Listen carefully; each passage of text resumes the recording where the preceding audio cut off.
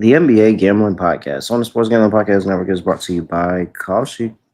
Making real money predictive sports. Kalshi is available in all 50 states. You get $20 free with promo code SGPN. That is Kalshi, promo code SGPN. Yes, sir.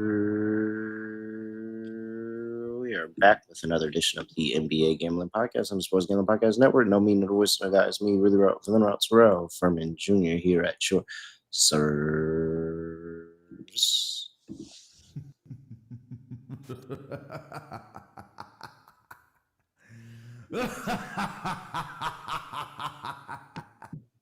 I've got 15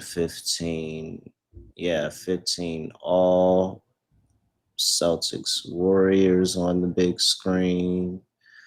The Knicks have found a way to lose by 15 to the Detroit Pistons earlier today.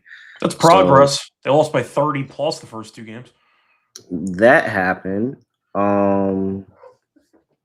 Shout out to the Atlanta Hawks getting the win outright. It's a dog. It's another dog that came through. Big dog and the Wizards came through as well. So 3 dogs that cashed today. The Hornets, I mean, they were well on their way for one point in time during the game. And then they covered. They didn't win the game outright, but they covered the spread. Yeah, another dog. So dogs, right now 3-1. Sorry, Scott, your Nets only dog right now, but it's fine. I picked the Cavs on the show. It looks like there's others that will be. It looks like others might join you in the L column here. Scott Studio Reichel. Scott, what's going on? Scotty, beat me up. Surprise. Yeah, good to be back.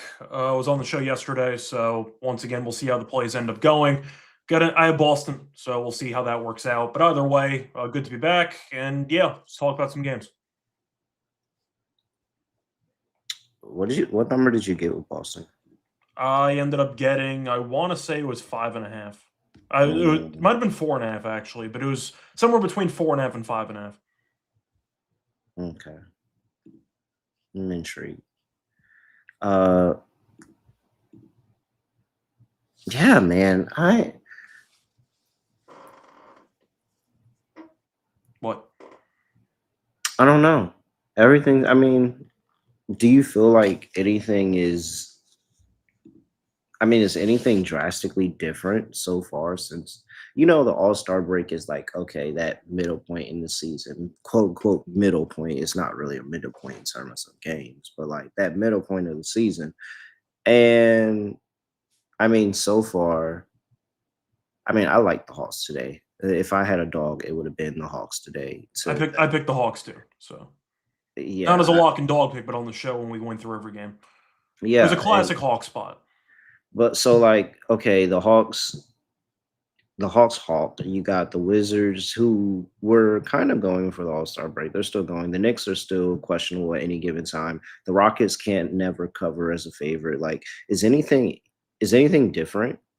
Not really. Once again, the Spurs blew out the Suns. Booker got injured again, so we'll see how long he's going to be out for. We'll see where that goes. But no, I'd say nothing too shocking. Once again, in general, I know that the NBA is trying to crack down on tanking, except any potential rules would take effect next season.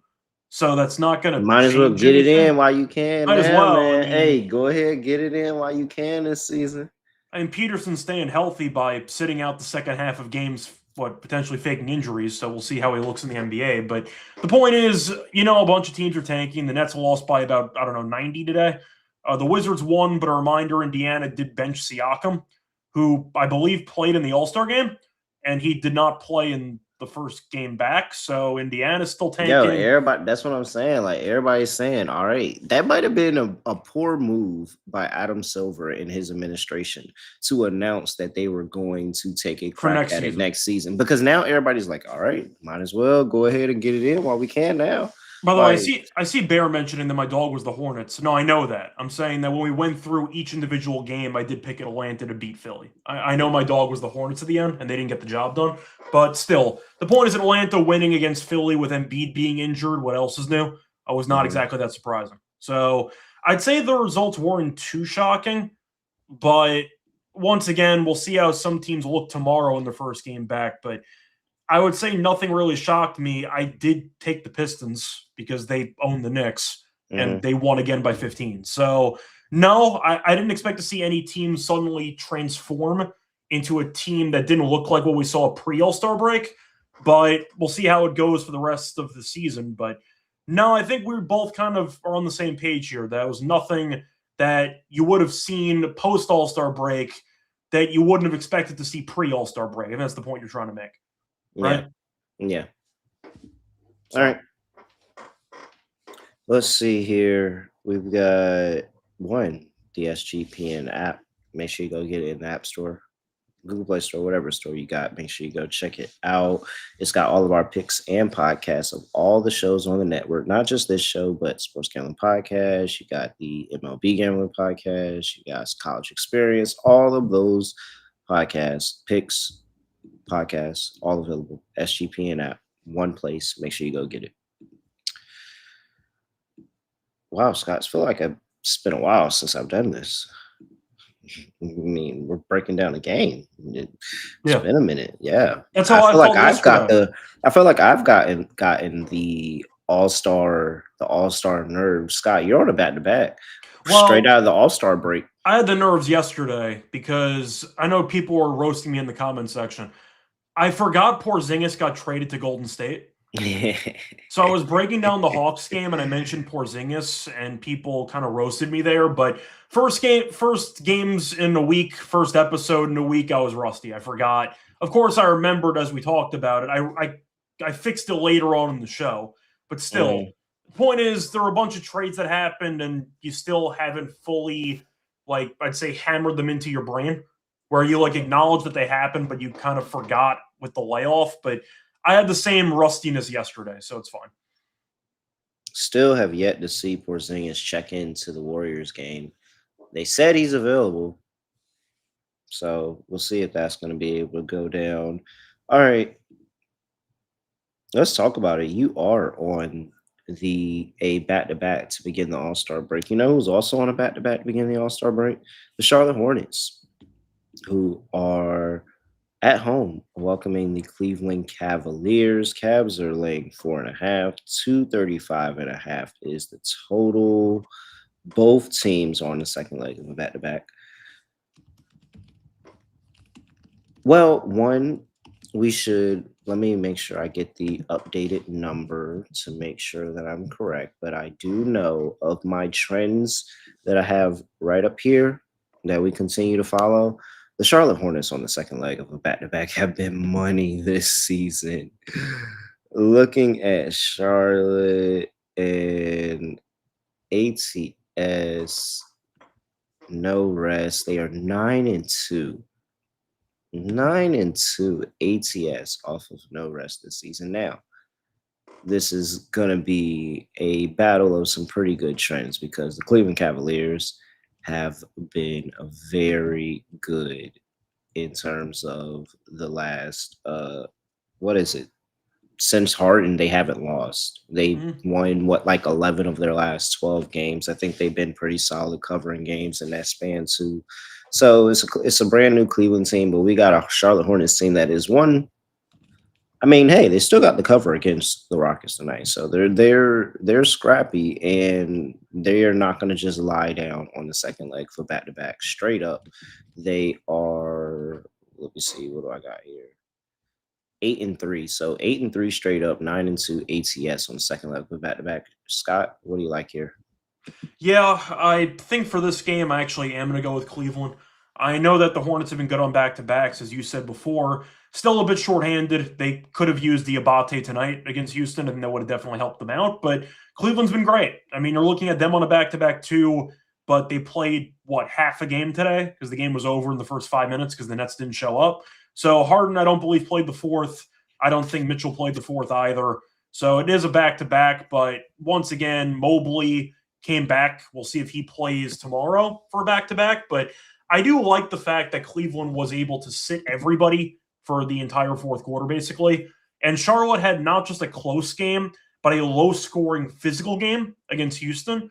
Yes, I understand they're in Charlotte, so they're going to look pretty good on their home court usually, but I do think Cleveland's the better team, and I do think Cleveland is the more rested team based on how easy that win was against the Nets. So I'm going to go with Cleveland. Yes, I know earlier this season we auto-faded them as favorites, but they've been good. I know we talked about the Garland trade when it happened. We liked it in the short term. We still don't think they're good enough to win the title, but the point is with Harden, they do look better. They have been winning all these games. And I do think Charlotte, without the center depth, with Diabate being out, you got Allen, you got maybe Mobley out there. Not exactly the best matchup when you're very limited to basically one center and Grant Williams. So based on that, I'll go for Cleveland minus 4.5. Okay. I understand I'm assuming you're on Charlotte solely for the trend, but I mean, not solely for the trend. I just think this Charlotte team is really solid, and I understand it. I kind of get it. I think that seeing them tonight just proved to me, like, all right, it's not just Diabite. I think that they're gonna go out there and they're gonna be competitive and they're gonna play hard regardless. And I like Kalkbrenner. I think he's still all right for this team. They didn't get the best LaMelo game in the world, honestly. And so I think this could be a different team going up here against the Cavs and just somebody to just give the Cavs pressure. Like, I'm interested to see what the Cavs are going to look like on the second leg of the back-to-back with a Charlotte team that is clearly like has no issues with running and no issues of going out there and competing. So, I have a compromise in this game, though, even though I am going with Cleveland. mhm. I like the under in this game.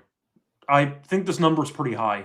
I feel like if you like Charlotte, which you do, you probably like the under anyway because they've been playing good defense. Yeah. So like that you're picking them to basically limit either Mitchell or Harden and do enough offensively to hang in there. I like the under anyway. Back to back, right off the All-Star break, I think should be a pretty tough spot anyway. But I think this number is too high. Charlotte, if you go through the actual scores for the last couple of weeks, it has been a bunch of just barn burners. So going through the actual scores here, 206 tonight. You had 217, 214. You had a monster game against the Hawks, but the Hawks we know don't guard anybody.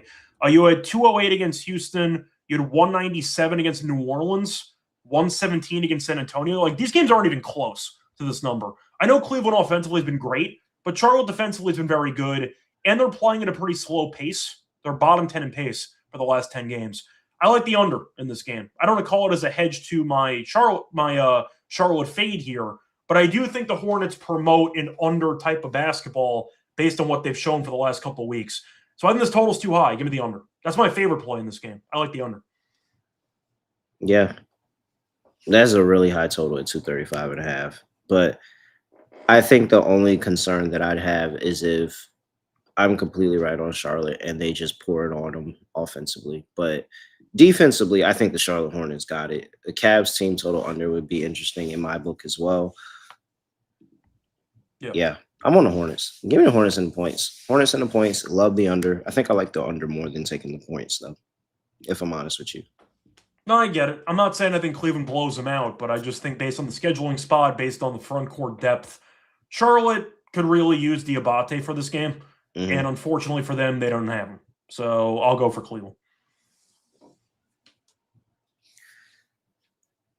Under.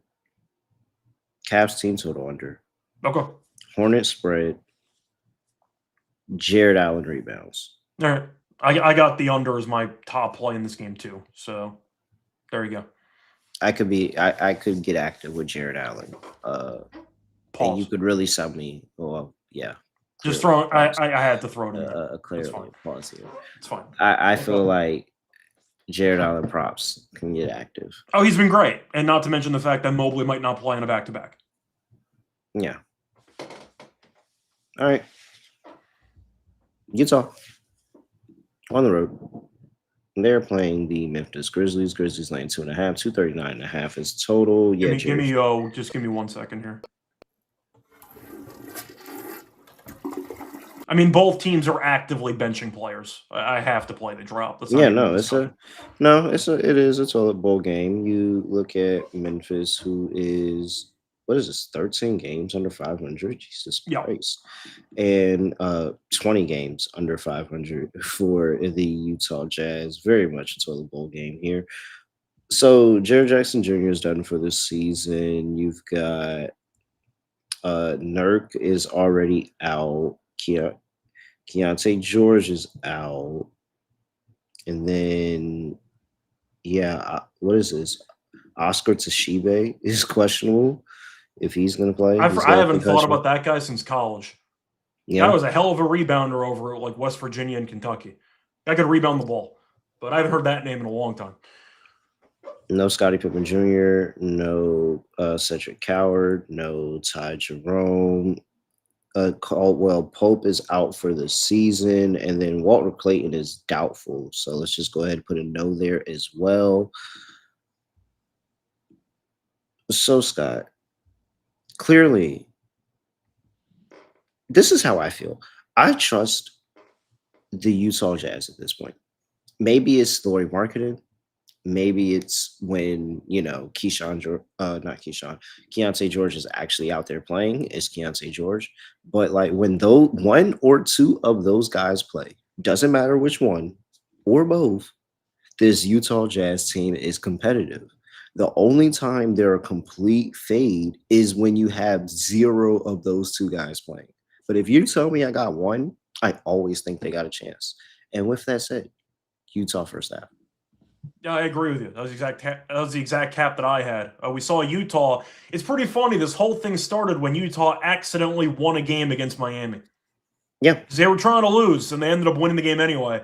And then Bam, in the post game, said we have to win games against teams that aren't actually trying to win, which just sums up the heat on this show. Which is also funny that everybody's talking about tanking in Utah. I'm sorry, don't cut you off there, Scott. But two of the last, they've been winning games. They've been winning games. Yeah. They've been covering. You've been making money off of the Utah Jazz if you've been betting them. So like this theory of them and the tanking is just like, I don't know, man. I don't know. I get what you're saying, though. It is look funny in the light when you just bench. Well, it is egregious when you bench your entire starting lineup for the fourth quarter of basically 3 straight games. But, I mean, look, we know what Utah is. Utah is a team that's going to be feisty next year, and they're trying to build up some draft capital. And if you could add potentially Peterson or, of course, really any other top prospect you throw in with this lineup, you're in good shape. So that's the logic they have, which is why they're trying to tank, obviously.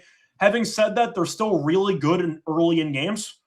And the question is, will they punt the fourth quarter? I'm not going to bother worrying about the fourth quarter. I'm with you. Give me the first half. They've been opening up leads. They might punt it late like they did against Orlando a couple weeks ago. But Memphis being favored when this team is sitting what feels like half their starting lineup, and their center still may or may not be Kyle Anderson, I'm good. I feel like this might have been a game where no matter who the favorite was, I would blindly take the dog. But Memphis being 3.5, I think, is solely based on them being at home. And they're not actually that good at home. So I don't think it means anything. I'll take Utah. I think that right now they're the better team. And I think that they'll be able to show it for at least the first 24 minutes. I'm with you exactly. Give me Utah first half. Yeah.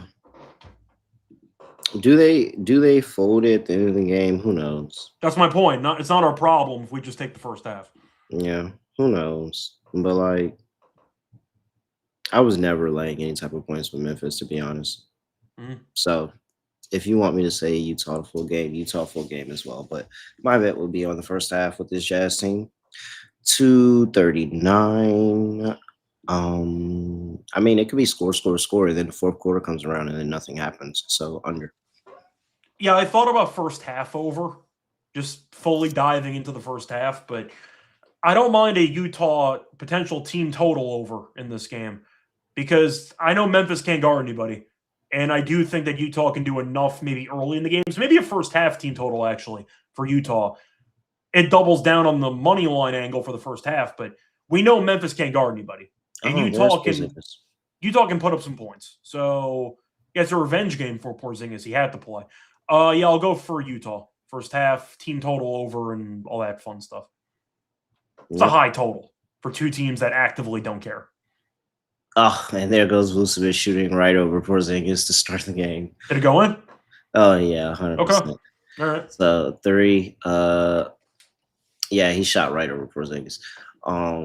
Very interested to see how this marriage of Kristaps Porzingis. I mean, I don't think it matters. Team stinks anyway. Does it really matter that much? I'm interested. I would be interested. I'm intrigued to see what Steve Kerr can do, that they actually have a 7-footer, but Porzingis health-wise is probably going to play what, like 20 minutes a game, ceiling? Yeah, I'm interested to see how long he even plays. No shot he plays every game. Well, not every game. No, as far as I'm concerned, no shot he plays like without an injury for the rest of the year. He's absolutely going back on injured reserve at some point. As far as I'm concerned, I know that one of the players that I'm about to mention have had really good stats recently. I kind of group Porzingis with Embiid in the part-time player category. You just assume they're not going to play most of the time. And I feel like it's a pretty accurate description, isn't it? Yeah. Kalshi, real money prediction market legal in all 50 states. Kalshi has a ton of trading options for your favorite sports. And plus, they also have politics, entertainment, weather, all of that available for you over there at Kalshi. New Kalshi customers get $20 when they use promo code SGPN. That is KALSHI. Promo code SGPN. We're also brought to you by Rebet, #1 social sportsbook out there, available in 35 plus states, including Texas and California. So make sure you go out there and get in on the action. Plus, you can get a 100% purchase match up to $100. That's promo code SGPN for that purchase match. Use Rebet, promo code SGPN. Peyton Pritchard for 3 as soon as I look up. Here, Draymond, what are you doing? No, Porzingis, why did you throw that to him? I don't know. Sometimes it's funny watching the Warriors play, and it's like, this is what the YU basketball should look like. Yeah, they're just not very good. Oh my Lord! All right. How is this Celtics team second in the East?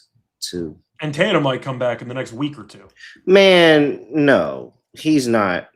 No, bye. I don't believe it. If he does, I'm just saying it would be the worst. It would be the worst move that I've ever seen somebody made. And when he gets immediately injured again after, you're gonna understand why those injuries are serious. Like I'm just saying, based on the scrimmaging and the practice and stuff. Not saying Halliburton is scrimmaging, and he said that he feels like crap too. I'm not saying that he should be coming back, but according to the ramp up process, in theory, it is definitely within the realm of possibility. Did you see the story of Halliburton and he talking about how he was playing against was coming back from injury? Was it Ben Mathurin? And he was like, yeah, he tried to guard Ben Mathurin and he blew right past him. Mm-hmm. Yeah, like that's going to be taken inside. Like, no, probably. But the argument is, with the depth that you have and the record you have, you can, in theory, take some growing pains or some time for him to readjust. Because for the playoffs, you might be fine. We'll see. I'm just saying, I think it's definitely more realistic than I thought it was a couple months ago. The percentage of re-injury has to be probably so high if he were to play. Like, this isn't even like. No, that is ridiculous. I think that is ridiculous, and I think that is wild if they clear him and they just let him play. Like, that just seems, I don't know if I'm the only one that's thinking, but that just sounds like a really, really bad idea. It's extremely reckless of the franchise player, but the counter argument would be the East is so open that if you think you actually could make the finals and Tatum is that piece that will get you there, then maybe you just decide to let the dice roll. We'll see. I think that it's definitely more realistic than I thought it was a couple months ago. I don't think that there will probably be a more probable injury outside of, like the people made of glass, like Zion and AD. There would probably, there would probably be not a more probable injury that would happen other than KD when he came back in the finals, when we all knew he shouldn't play. Mm-hmm. And he immediately tore his Achilles. Like, this feels like a horrible decision if he were to come back. I don't believe it. I truly don't believe that he would play. Once again, I'm not confirming. This seems horrible. I'm not confirming that he's going to play, but based on all the practice stuff, etc., if you read between the lines, No, it because sounds like Halliburton's Boston's committed to practicing. this. No, but Halliburton is practicing, and he said he's not even close. He said he's not close. Like I'm going off of a player who had the same injury. Yeah, no, Maybe I get what it. was it? 2 weeks, 2 weeks, 3 weeks, a month later. A month Like later, probably. But you could also argue, once again, even though he said he's not ready, Indiana also stinks. So there's really no reason to bring him back at all. We'll see what happens over the next couple weeks, but I personally think Tatum will end up playing, but we'll see how it goes. that Not just saying I seems like approve of it, but I think it's definitely within the realm of possibility. it seems like a horrible idea. Indiana, since we're talking about them, on the road, going to play the Washington Wizards. A Tank Ball rematch. So let me just play this drop real quick. It's also crazy because the rematch is like the rematch is immediate. Like, yo, y'all finna get these 2 games back to back. Like, is it an unwritten rule for tanking purposes that you should just split the 2 games between the 2? no. So look, that's what and so Scott, I'm glad that you're thinking with your third eye, Scott, because that is what I'm thinking here. Like, do we just say, hey, let's just split the 2 games and nobody looks at us crazy? Like the NBA doesn't like because we're not going to find both of us if we just split these 2 games. Yeah, if you lose both games to eat, like if you're either one of these teams, you lose both of the games to the other. Like, do you see the microscope that puts you under? If you're Indiana, you have to win this game. And if you're Washington, you're like, all right, we got the first one. Sure, you could have this one. Like, this seems like this has to be like clear deja vu principles. Like, you have to take Indiana here. And I understand I still think this is extremely hypocritical by the NBA, though, because they're calling out Utah, they're calling out these teams. Siakam scored 10 points in the All-Star game. How do you play the All-Star game and then miss the first game after the All-Star break? How is that not some type of violation? He got hurt during the All-Star game. Is that what they're saying? No, I don't know. That's my point. He was 5 of 7 from the floor.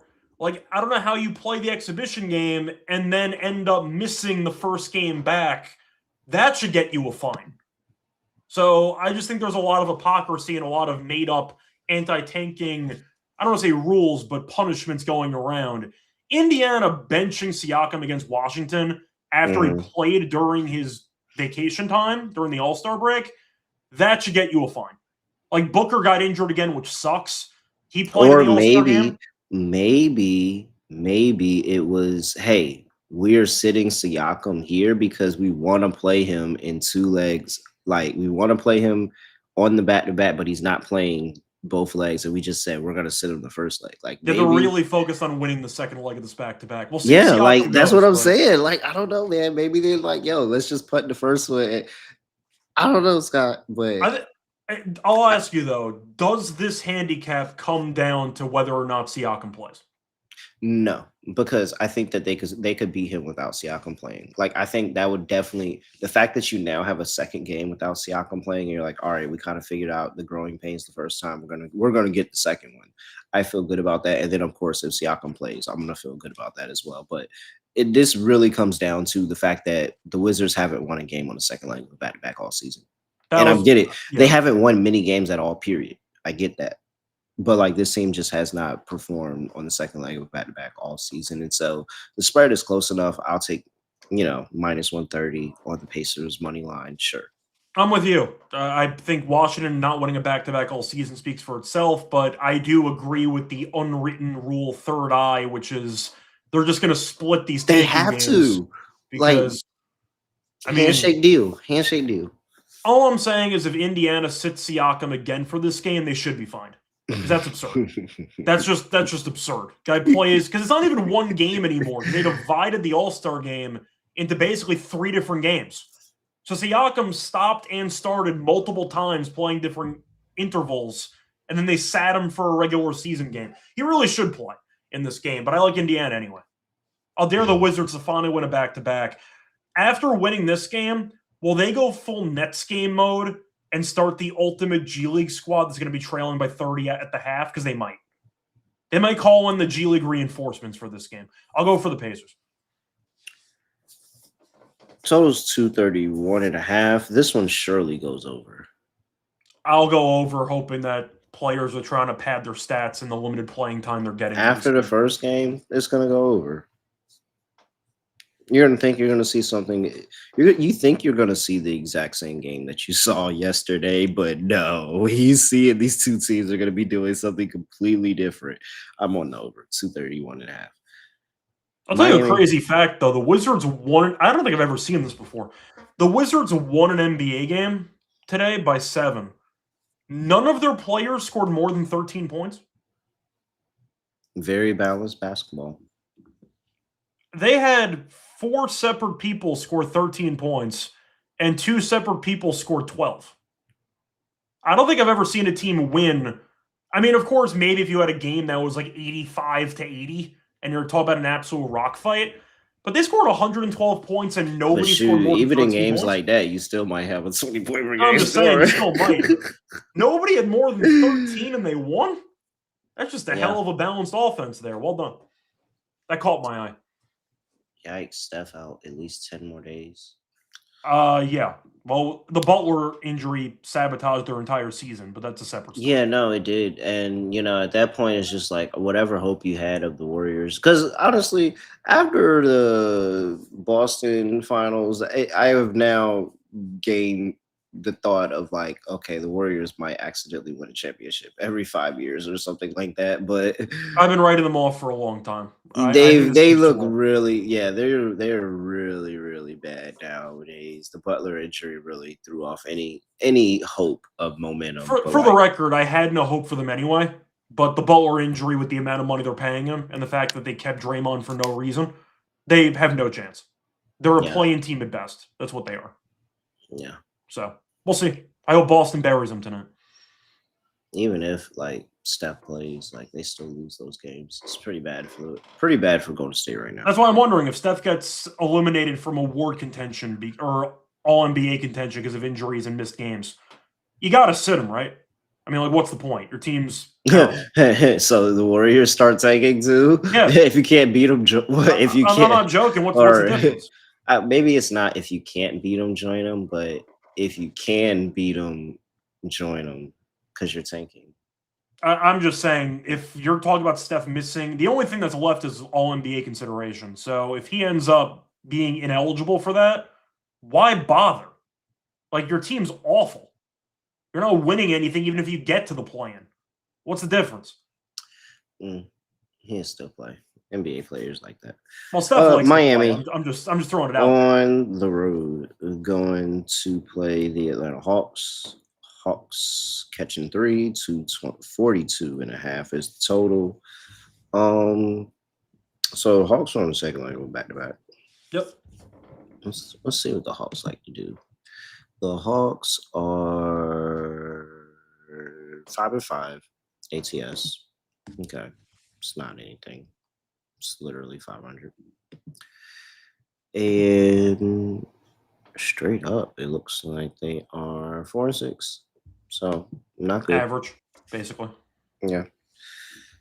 However, they get to run into a buzzsaw because Miami's laying 3 on the road. With a rest advantage because they did not play yesterday. Or they did not play Thursday. Oh, dude. This is such a tricky spot, though.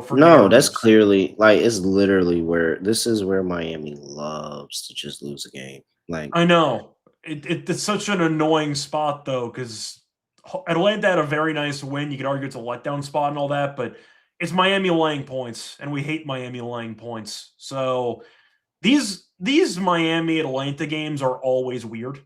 I think you'd agree with that. They're just always an unpredictable mess. Yeah. I like the over in this game. I just see a bunch of points, but I'll join you on Atlanta. Why not? Miami really should win this game because they had the rest advantage and they had extra time to get some guys back. Powell's healthy. They finally are using Ware again. Thank God. I don't know what the hell Spoelstra was doing sitting him halfway through the season, but they kind of need him out there. I think I'll still go Atlanta, but that's mainly a lack of trust with Miami as a favorite. We've made so much money fading them as a favorite that I might as well just keep riding the ship, right? I mean, why would I switch it up? What is it, like 4 years strong, 5 years strong doing this? I mean, like you're pushing. They're slightly above 500 this season. It's 15-13, but like you don't ever feel good about these spots. Like, No, not at all. what are you doing here? No, it's nothing. It's nothing to consider. Uh, I will be taking a shot in the dark with Atlanta. There's no I chance I bet this game. they But they got through for me today. I will continue to ride the Atlanta train. I like this Atlanta Hawks team. I'm not gonna lie. If there's one of the Holy Trinity that doesn't make it into the doesn't make it into the play-in, the Eastern Conference play-in, I hope the Hawks are one of them. I hope they make it. well, I like I Jalen think they Brunson. will. I think the team that misses is Chicago. If we're talking about full tanking, Chicago should be an auto fade for the rest of the season. I faded them again today. Toronto ended up covering, but I think the Bulls are not going to make it. I think that's the one team that's usually there that will Who is not that? get in. JT? Somebody I know somebody's in the chat that's hoping that the Bulls continue tanking. Yeah, they all Look, want the Bulls to lose, but they traded away everybody, and they haven't won a game since. So why would I assume they're going to suddenly make the plan? it does feel like Kobe White was the thing that was giving them that little bit of boost, but we'll see. Josh Giddey just came back, so Yeah, I'm interested. I'm interested to see if this Bulls team just go ahead and call it quits too. I mean they have no centers, so I just assume they're going to lose a bunch of games. But we'll see what happens. I think Atlanta does make it into the plan. Mm, And so does Miami, in my opinion, but that's a separate story. yeah, Atlanta just finds some weird kind of Quinn Snyder offense, and that's how they're able to go out here and be in this game. See a bunch of points being scored. Yeah, 242.5 over. over. All right. Before we get to the next game of the slate, gotta talk to you about Underdog. And drop an Underdog Fantasy lineup at the end of the show, Scott.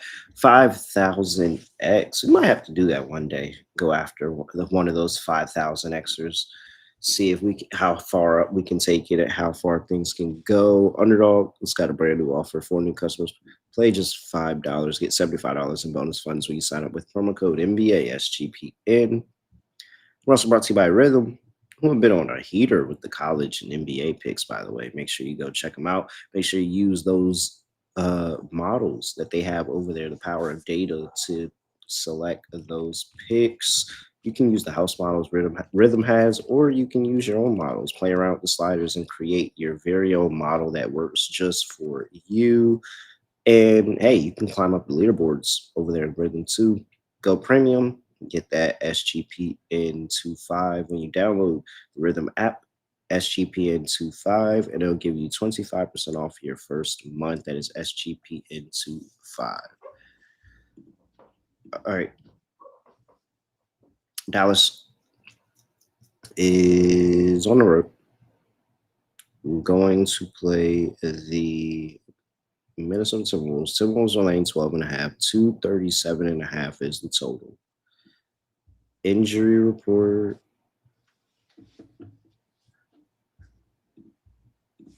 Well, we know for Dallas, it really just comes down to if Flag's going to play, and Flag is out, so that's why it's a massive number. I mean, it's Minnesota, though, so you never want to lay a big number, but what is Dallas supposed to do besides hoping Najee Marshall gives you 30? Like, what do Caleb they have? Martin is questionable for Dallas. Max Christie is also questionable. Daniel Gafford is also questionable. And then, yeah, you said it, Cooper Flag out. Nothing on the report for the Minnesota Timberwolves. I mean, you're not going to get me to lay this big of a number with Minnesota when we've seen it. We've seen it time after time after time. Oh, what happens? We understand how this story ends, and they underperform. This is the same Minnesota team that before the All-Star break lost outright to New Orleans at home, and then turn around bet right after that. And I'm pretty sure Kawhi didn't play. Yeah, I'm almost positive Kawhi didn't play, and they lost that game to the Clippers. I mean, we've been anti-Minnesota for most of the season, but Dallas definitely feels like a tanking team right now. I also see some conspiracy theories that they're going to shut Flag down. I refuse to believe they're going to shut down a guy before he can qualify for the Rookie of the Year award. I think Flag will get to the criteria of 65 games, and then they'll sit him. I don't believe they're going to sit him before that to sabotage his award race. Do we agree on that? No, yeah, they're not. So I think Flag, with the foot issue, they're being safe. They have some games to play with in terms of his overall 65 games is the minimum. Yeah. So I think, once again, they have some games to work with. So I think at the end of the day, I might actually go Minnesota, but I think I prefer the under in this game. I understand Minnesota offensively can, in theory, have a great game. I don't trust them consistently enough to do it. But how is Dallas supposed to score? What is Dallas supposed to do in this game besides hoping that Marshall gives them a solid outing? What do they have? They have nothing offensively. I know Minnesota defensively can be a bit underwhelming, but you still have Gobert in the middle. You still have some size that can give Dallas problems. You have McDaniels. You have Ant. They could be good on-ball defenders. I think Dallas drags down the total by themselves. I'll go under. Minnesota goes up in the coast. So I like the under in this game. Najee Marshall could have a nice, cool game. Yeah, I could see the Max Christie game as well.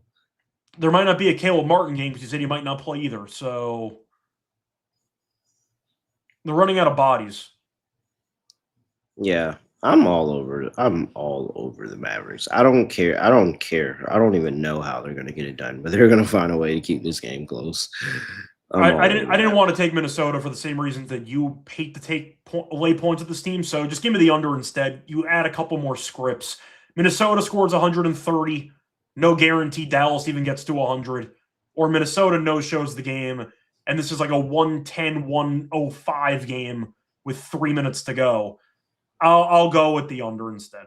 You think this Minnesota team is going to come out locked in after an All-Star break? They're not even locked in at any point in the regular season, and they're going to come in clicking on all cylinders to be able to cover this number. Like, no, I'm not a believer in Minnesota. I'm sorry. They win the game, but they win by like 9, maybe 10. I'm fine with that. I'll go for the under anyway. I think Dallas, if they end up keeping this game somewhat close, then they probably kept Minnesota's offense in check to some degree.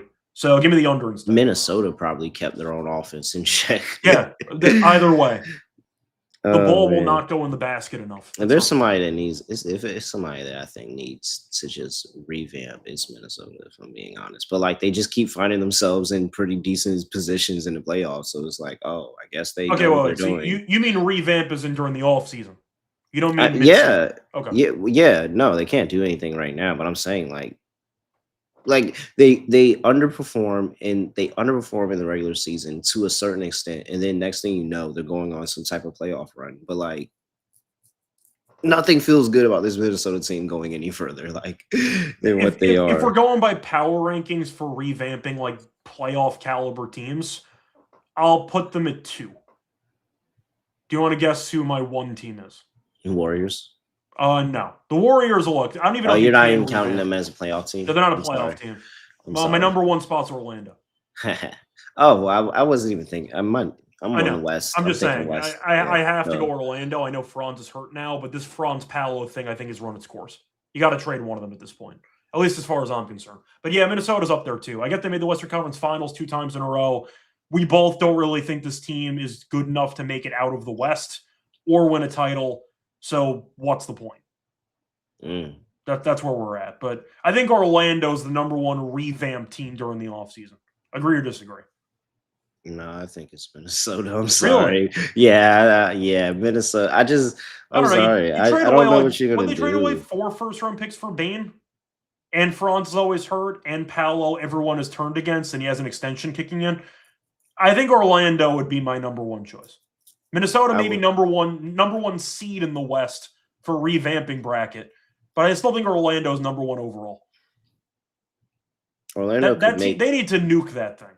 They could make a minor tweak and it could all come together. But like freaking Minnesota, they're gonna accidentally be too good. They're just gonna accidentally be too good, and then next thing you know, they're in the second round of the playoffs, and it's like, Depending on who you beat, you may get out of that round if you're lucky. Yeah. More than likely, you're gonna be out. But even if you get out of that round, are you really making it to the finals? Absolutely not. I I I am so anti-Minnesota. I'm I like Ant anti-Minnesota though. too, but Love Ant. And that's what's crazy because like I love Anthony Edwards. Like I would love to see all the good things for Anthony Edwards. Anthony Edwards MVP, Anthony Edwards championship. Like I would love to see all the great things for Anthony Edwards. But like Minnesota? Oh, they are just dragging this. They're ruining the best years of Anthony Edwards. It's crazy. that's the scary part. Yeah, people are saying he's going to go to Atlanta. I'm not going to lie. If Ant went to Atlanta, I would be completely bought in on the Atlanta Hawks, depending on what they had to get him. But like, I would be completely bought in on the Atlanta Hawks. Are we sure Atlanta can handle him? No. I know he went there to Georgia for college, but that's the point. That's like Deion Sanders type of vibes. Yeah, but it's gonna work. It's gonna work. It's that he can handle it. He'll handle it. I'm just saying, Ant in Atlanta might go crazy. Like I'm just saying, for better or for worse, that could be a little bit dangerous. But get him a big that can play, man. That's it. Get him a big that can play. All right. OKC. I mean, Jesus Christ. And the Thunder are sitting half their team. They're sitting half their team and they're laying 16.5 points. Yeah, no, this is a lot of points. First of all, the thought that you had to restart the All-Star break and go on the road and play Cleveland and then go immediately after the next day and go on the road and play OKC. Seeing that on the schedule probably was just a crazy mindfuck in the beginning of the season. Now it looks a little bit better. But like it's still 16.5 points. Oklahoma City Thunder laying 16.5 points at home against the Brooklyn Nets. 211.5 is the total. That should tell you everything you should know about the game. The Thunder are laying 16.5 points, and the total is at 211.5. All right. Well, Brooklyn just played. OKC is without SGA. They're going to be without J-Dub, the starter. Mitchell's still out. They're going to miss Ajay Mitchell as well. So. Just give me the other Jalen Williams triple-double, and OKC wins. So it's a lot of points. There's no chance I'd lay this with an OKC team missing 2 of their 3 best players. There's no chance I would do that, but I'm not sure the Nets even get to 90 points. Let alone 100. So I'll go under, but I really don't feel good about anything in this game. This is a pure pass. There's no reason for me to want to lay this with an OKC team that's using a bunch of bench warmers as starters. And there's no reason to take the Nets on a back-to-back who are just atrocious offensively in different portions of games. So give me the under, I guess, and I'll call it a day. But there's no chance I put money on this game. This game looks disgusting. Bench warmers talking like starters. I hate it. So we have seen this lineup play before, and they got smoked by the Milwaukee Bucks. Yep. That was the Dieng revenge game. So Zhang, whatever. How confident do you think the Nets are playing ball compared to the Milwaukee Bucks? I mean, Milwaukee's been better lately. The Nets, the thing about them is that they're sometimes competitive, but when they're not competitive, this game's over in a quarter. So you can probably tell early on how this is going to go. I will take the points. Do I think OKC cares enough to run it up on this team? No. Go up early, take a nap. I mean, there might be maybe Jordy Fernandez can like whip something up, man. Yeah. Like maybe Jordy Fernandez can kind of get him into shape and get him going. Maybe the game did some. You came out of the All-Star break and put up 84. Yeah. So yeah, come on. I believe it. I believe in them. Let's go with the Nets. Nets plus the points. It was really bad game, that game before against the Milwaukee Bucks. Like, it was very, very bad hoops for that OKC squad. So let's just take the points. I'll go Nets and under, but I think it's correlated because I don't think the Nets get to 100, but I'm not sure this OKC team gets to 115. So give me an under and a rock fight. All right. Next up, let's talk about that Bucks team. We've got the Milwaukee Bucks on the road going to play the New Orleans Pelicans. Pelicans laying 3.5 to 22.5 is the total.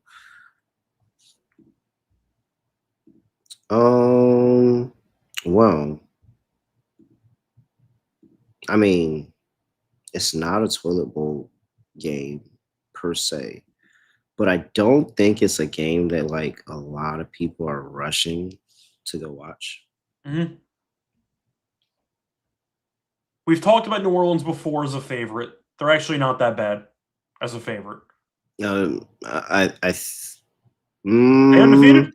Is it still undefeated? I know they were undefeated at one point. No, because the Heat were technically a dog. No. Okay. All right. So it can't be undefeated. The point is they've been good as a favorite. But yes, very, very good hoops as a favorite. But Milwaukee's actually been decent. Milwaukee is without Miles Turner. We know Giannis is out. They've won 5 of the last 6, including a win against New Orleans in overtime about 2 weeks ago. No, Missy and Trey Murphy is doubtful. So this is just another tank game. NBA sends out a memo to teams to stop tanking, and everyone's sitting all their players after the All-Star break. Yeah, give me the Bucks.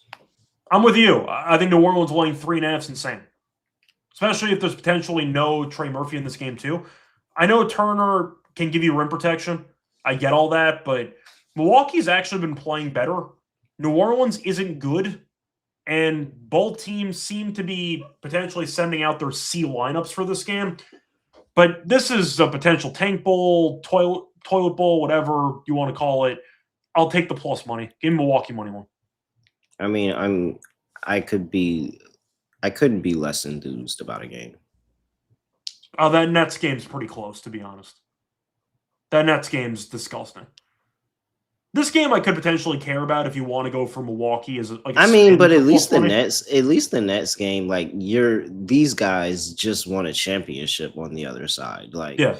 You look at this game. First of all, you're going to an arena that honestly isn't even that good, Smoothie King Arena, and you've got to watch two teams that you probably don't know a lot of guys that are playing on both teams. Yeah, probably not. Kyle Kuzma looks like crap anytime he touches a ball, and he's going to be playing some pretty significant minutes still. I mean, as far as I know, Zion's still playing. You still have Fears, Queen, a couple guys. The hope that you have for this game is that Cam Thomas taps into LSU and just goes crazy. Well, that's the game. This is the game where Cam Thomas would potentially give you the 30-piece. He already had one. And with that, Milwaukee gets a win. Okay, I can get behind that. Yeah, Cam Thomas masterclass. Why not? Literally, Cam Thomas masterclass. Back in New Orleans, LSU, he hooped there before. Like, come on. Bucks all the way. Yeah. 222.5. I'll go over. I don't trust these teams to guard anybody.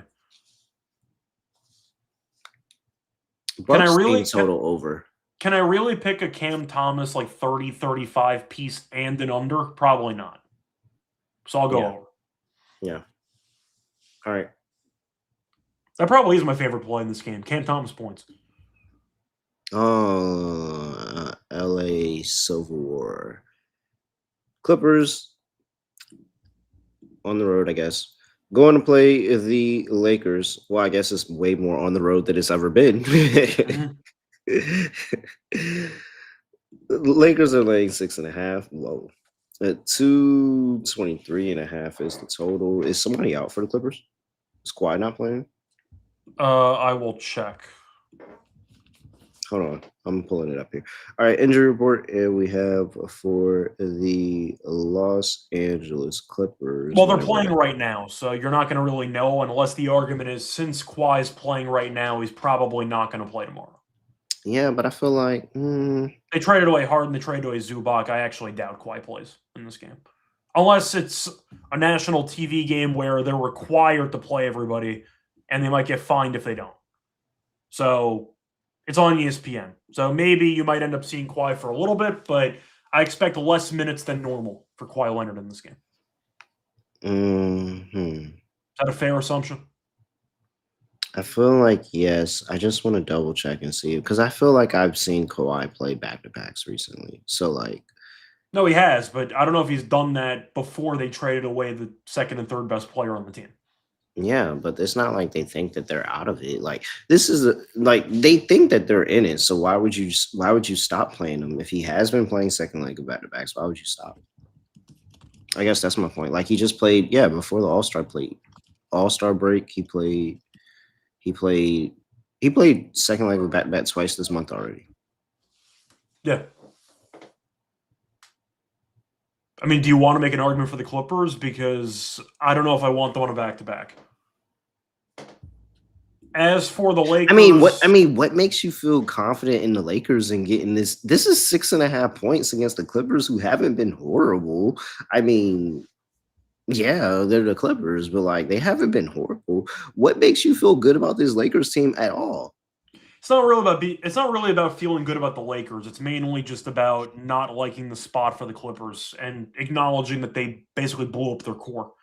The Lakers, look, Luka played 5 minutes in the All-Star game. I'm assuming he'll be playing in this game. You still have LeBron. You still have. Siakam didn't play. Yeah, I know, but it is, it's an LA game against the Clippers. We know Luka owns the Clippers. I think that he'll, out of spite, suit up for this game anyway. The argument is with the big three back together again for the Lakers, is that enough firepower for the Clippers to just not be able to match it? I'm going to say yes. I'll take the Lakers, but I might prefer Lakers early in this game. I think with the crowd rolling, they might just jump them early. The Lakers seem to always have these stretches, whether it's the third quarter or the fourth quarter, where they just let the other team just somehow come back into the game.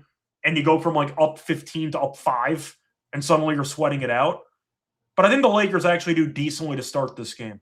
I don't mind Lakers first quarter. Give me a Luka like 12 points in the first quarter, masterclass, and we'll go from there. Yeah, I'm sorry. No, I get it. You don't like the Lakers. You don't want to lay. I'm out. They don't look good. They don't look good. And I mean, between two teams, they don't look good. Just give me the points in this one. I get it. But the Luka angle does make me. That would make 6.5 just feels like a lot. But the Luka angle does make me consider. Oh, okay, that's a pretty good angle. If you're betting on anything, probably just putting money on Luka. Yeah. 223.5 under. I mean, seriously, these Lakers games at this point is going to be Luka or is Reeves, or maybe we get a Bron game. But then, like outside of that, nobody else is doing anything. I'm with you. For reference, by the way, the last two games between them each had a less than 270. Yeah. All right. 223.5 under. Denver's also playing right now. They're playing the Clippers. Denver's laying 2.5 on the road. Going to play the Portland Trailblazers. Trailblazers and Denver, that totals at 238.5.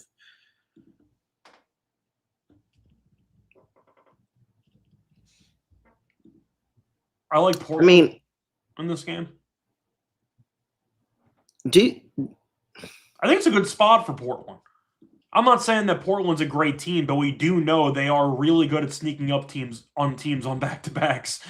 We've seen it all season. They are. Portland at home this season. Got to figure out what the official number that is. They're 3 games over at home. They are 2 under overall, so a lot better at home than on the road. A reminder, they faced off back in October. That was the controversial no-call game where they fell Joker at the end and they got the win, which they probably didn't deserve. But either way, point is they got the win there. Denver on the road, they have been very good. They are 20-9, so we'll see how they look in this game. That might be 21-9 after tonight. But I think the line dropping from 4.5 to 2.5 kind of speaks volumes to me. I think Portland's the type of team that you really don't want to face on a back-to-back because they have depth. They have size with Klingon. They have options that they can throw at you. and Drew Holiday's healthy. We'll see how he looks against Jamal, but at least you can potentially go one-on-one defensively and not get too exposed. I think Portland actually matches up okay against this team. I'll go with Portland. I do like Portland. I will say, Scott, I feel like that is too easy. Okay. I really do like this Blazers team. However, I will admit, and I feel like I've gone on record playing enough. I think Denver is in this upper echelon class where we've seen them on this second leg of a back-to-back with nobody playing, go out there and be able to win games. Like, this team can just win games, and they're my pick before the season to win the championship. I mean, we'll see what they do with the rest of this Clippers game, and maybe that'll make me feel a little bit better in fading them. But, like, even with guys, like, now we're getting to the money time of the season. Like, I'm just going to have a hard time fading Denver down the stretch. I just think I'm going to have a hard time fading them. But this is a really good spot for the Blazers. I think that Denny Avdia, and I agree with you, I think the size can be a little bit of a problem there. And if they sit anybody else, because they very could sit somebody else after this game, it's going to be a way more uphill battle to climb. So, and maybe the Portland is one of these second teams that kind of go on a run. So, like, yeah, I'm fine. We'll go with Portland here, but it's not going to be too often to be fading Denver after the All-Star break. I might be fading them after the All-Star break in some spots because half their team is injured. I do agree with you about the upper echelon, but I do think that they need Aaron Gordon back. They need Watson to be healthy. They really could use a lot of their role players to be active, and right now they're not. So based on that, I think it's not a great spot for a shorthanded Denver team on a back-to-back. So I like Portland, but I understand your point. I think they'll be fine. They've come up big. As long as Jokic plays, I think that everybody else doesn't matter. The times that they were losing is when Jokic was out. But, like, that's fair. Yeah. 238.5 is total over. I don't trust this. That is the one thing I don't trust with everybody not here. Defensively, they fall off a cliff when they start having guys out. Offensively, they still figure out the pieces and put it together and still are able to score. But defensively, without Aaron Gordon there to anchor them, Peyton Watson is one of their better defenders as well. They really do fall off a cliff. So I will take the over. Yeah, I'm with you. Denver's in the middle of a low-scoring game right now against the Clippers, so maybe if you want to wait on the total, you might be able to steal a couple of points. But I like the over because Portland's had a bunch of high-scoring games. You're looking at Portland, and yeah, most of their games lately have gotten into either 240s or 250s. So I'm with you. I'm on the over. All right. Lock, dog, underdog.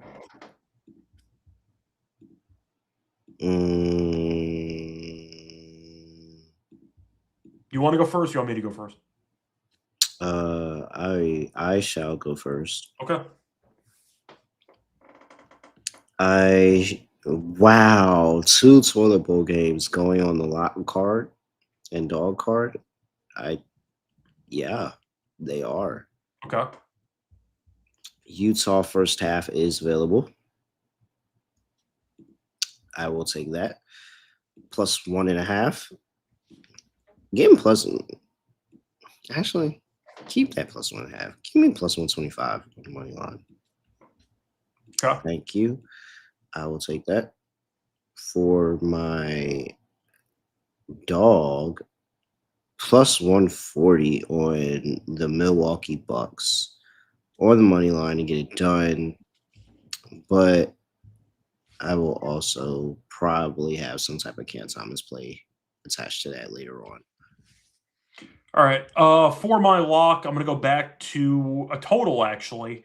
Give me the under in that Hornets game at 235.5. We talked about it earlier. Charlotte's been in a bunch of low-scoring games lately. Yes, I know Cleveland offensively has been quite good, but I do think based on how Charlotte plays, the lack of pace they've been playing with recently, we know Harden is never afraid of playing in the half court too. So I see a lower scoring game than people think. I think this total's pretty high. I think it'll close a couple points lower than this. I'll give me the Hornets game under 235.5 as my lock for the show. For the dog, I might actually go with a potential same-game parlay if it is available. So let me just quickly see if I can get it. I am going to go with the Bucks money line thrown in with Cam Thomas over 16.5 points, plus 275. So Cam Thomas carrying this team to the promised land. Wow. 275? That's pretty correlated too. I'll take No, that. I mean, I was already planning on doing something. I just talked about doing something I know. similar. So I built it for you. It's Milwaukee money line with Cam Thomas over 16.5, plus 275. Well, I just threw Cam Thomas into our underdog lineup. Cool. Works for me. 16.5 is actually like, and I get it. Like, it's the minutes. I mean, he might not play much, but last game he had 13 shot attempts in 20 minutes. He comes in and he just starts chucking. It's like CJ McCollum on Atlanta. Oh, it's not chucking. These are actually surgical shots. It's just, sometimes them joints don't be going in. Volume is volume. So even with limited minutes, the volume was going to be there. He can go out there and start hooping. All right, what else we got? Okay, so we already got one. Let me just see the card again. What else were we interested in? Damn, a lot of these games are terrible. Oh, you wanted Jared Allen stuff? If they have it listed, because they're both on back-to-backs. No, they're not there. We'll put a star next to Isaiah Collier, higher 10.5 assists. Okay, that's kind of an auto play at this point. I mean, at one point I was making fun of it because the number was just so astronomically high. But then you watch him play, and you look up and he has like 7 assists at the end of the first. Yeah, and you're like, yeah, this is about right. Yeah, so Collier, you kind of have to play at this point. The ball's literally always in his hands. He is the offense. He's making sure the offense is running. So okay, we've got that.